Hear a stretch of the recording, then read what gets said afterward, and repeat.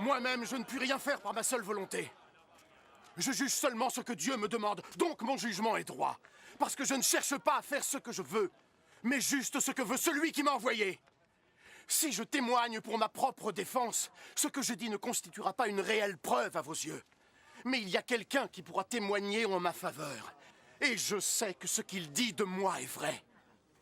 Jean est celui que vos messagers ont rencontré. Et il leur a parlé au nom de la vérité. Je n'ai nul besoin du témoignage d'un homme, mais je dis cela seulement pour que vous soyez tous sauvés. Jean était comme une lampe qui éclaire et qui brille. Et vous étiez désireux de vous réjouir de sa lumière.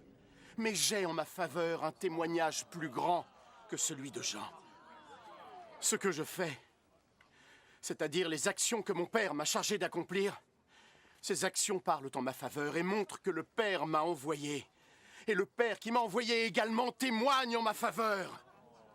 Vous n'avez jamais entendu sa voix ni vu son visage.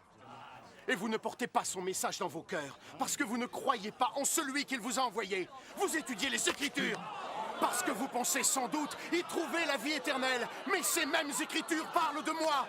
Pourtant, vous n'êtes pas prêts à venir à moi pour recevoir la vie. Je ne cherche pas les louanges des hommes, mais je sais quel genre d'humain vous êtes.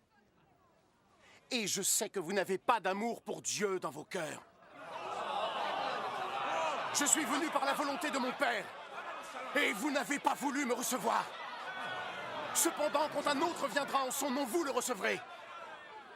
Vous aimez tant recevoir des éloges les uns des autres, mais vous n'essayez pas d'avoir la reconnaissance divine qui vient de lui seul. Ainsi, comment pourriez-vous me croire? Cependant, ne pensez pas que je serai celui qui vous dénoncera à mon Père.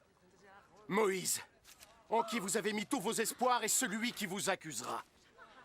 Si vous aviez vraiment cru en Moïse, vous auriez cru en moi, parce qu'il a écrit à mon sujet.